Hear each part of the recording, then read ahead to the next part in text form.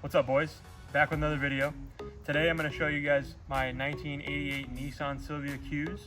I've owned this car since 2016 and I've done just about everything you're going to see to this car. So let's jump in.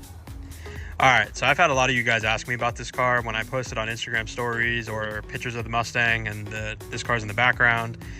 So I feel like it's only right to make a dedicated video and debut this car right here on the channel.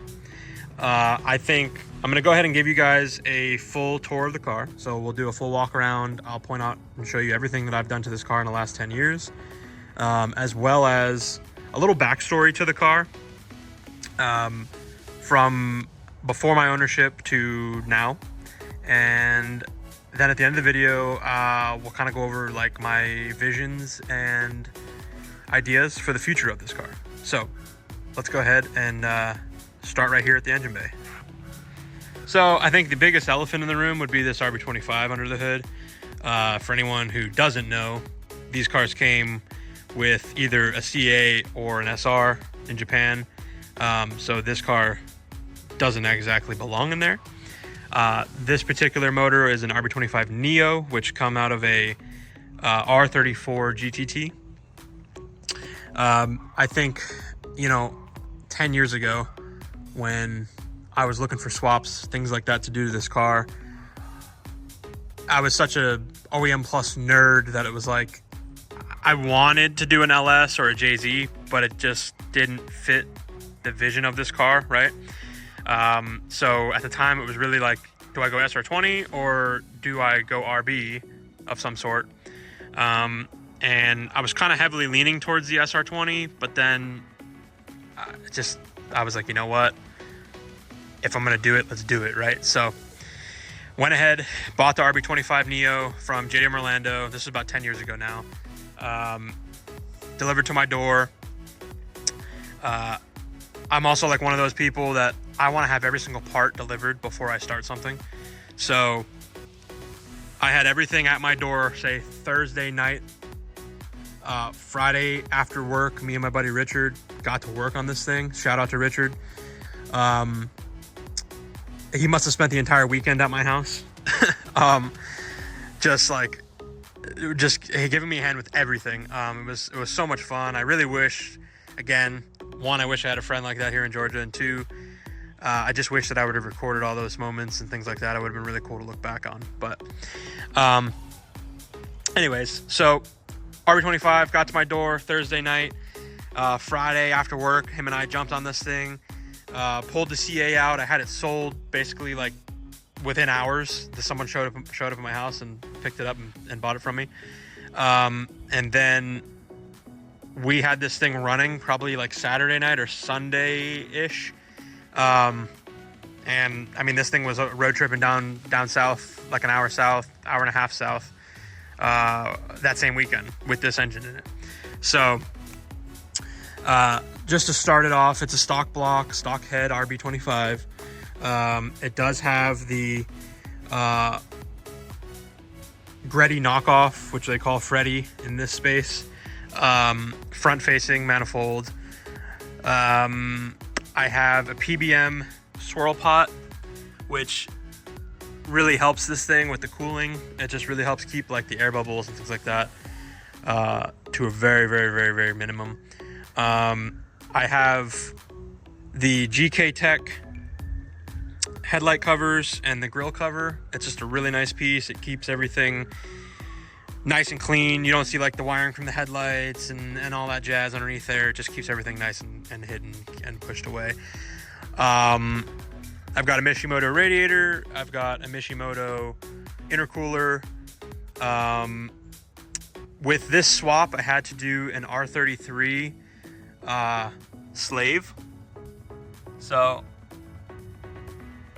otherwise you couldn't clear the intake. I think it's called a UAC creation or UA creation, something like that.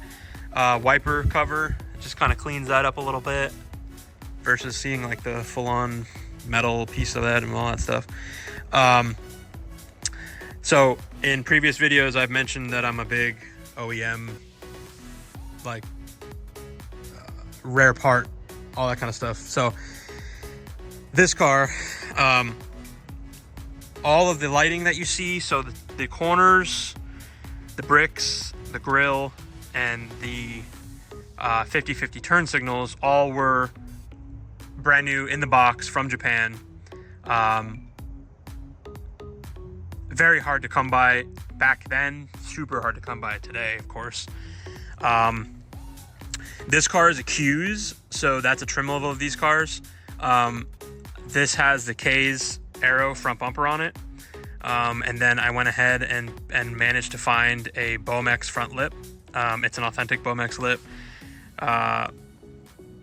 And then I forget, if I can find the part number, I'll put it in the description, but it's like I got some Toyota like body trim stuff, and I had put that on the lip just to kind of give it like that more OEM look, I guess.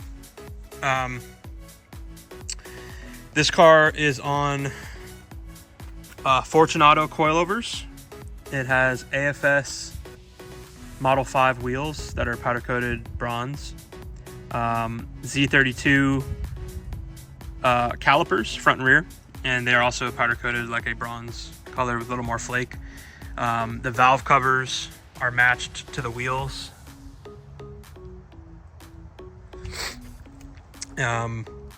I've got the rain guards. Those are another rare option item. They were discontinued back 10 years ago, and I can only imagine that they're probably either non-existent or extremely rare to find these days. We've got the mirror covers. They're like a rain guard cover, whatever you want to call them. These are like super rare to find. You do find them on some R32s here and there, but finding Silvia ones are quite difficult.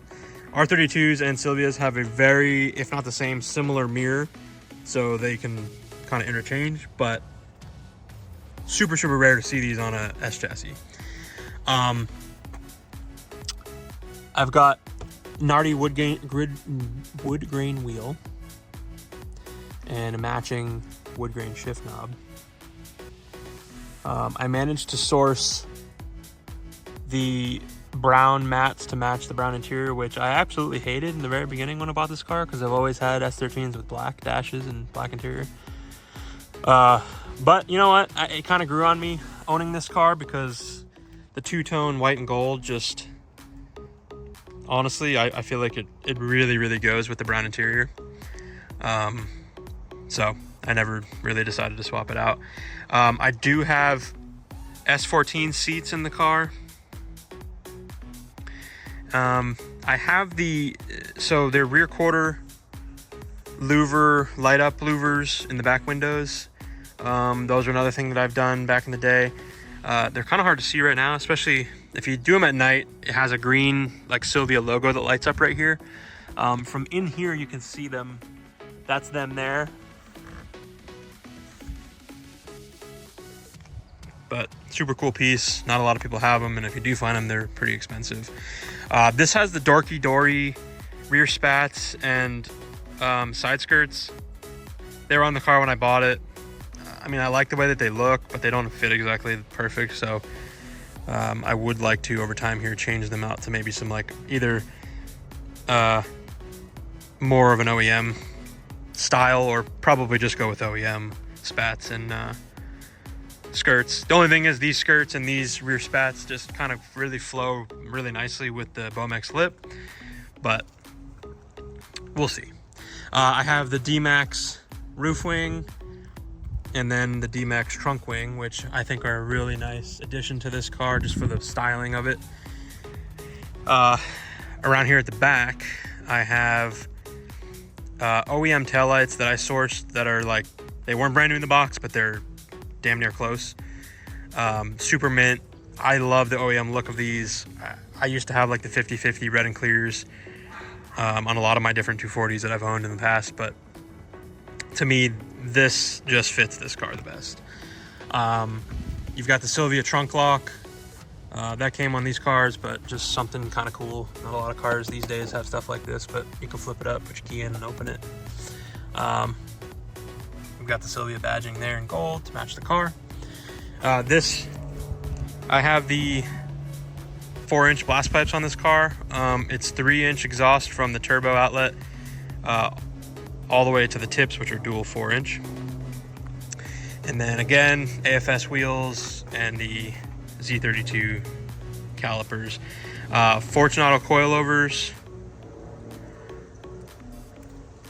And then if you look in on the passenger side, another cool little item I found online that's a OEM option thing is basically it's like a seatbelt cutter, and you can also like break the glass if you were to get in a wreck and get stuck in here. Just kind of cool to have in here. The single DIN radio, obviously, and then I did a triple gauge underneath for my water temp, my boost, and AFRs. I think that's just kind of a clean setup.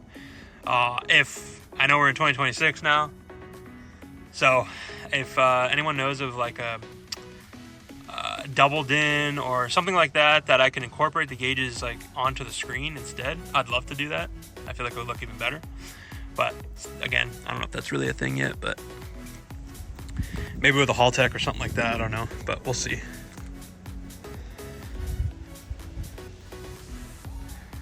All right, well, that about wraps up the walk around of the car.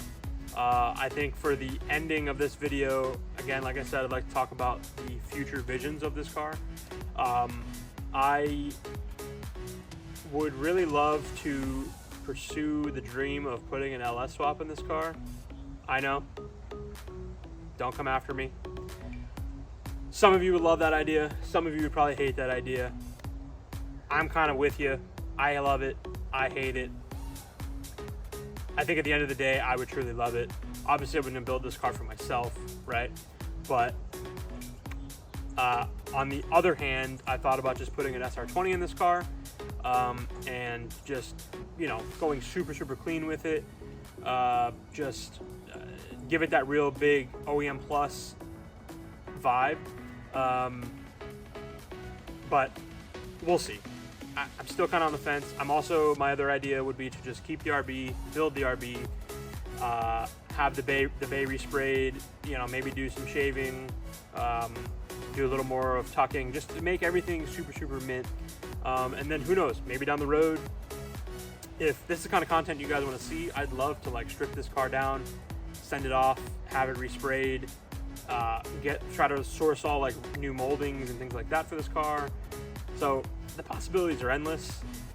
I'm still going to make content with the Mustang, of course, but I think this is like a prime example of good content.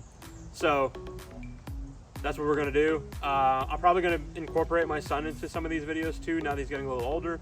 I think that'd be something really cool for not only y'all to see, but for me to be able to look back on and him to be able to look back on someday. So yeah. So anyways, that about sums it up. I appreciate y'all. If you stuck around for this long in the video, thumbs up to you. If y'all could thumbs up this video, like, share, comment, subscribe. Let's do this, baby.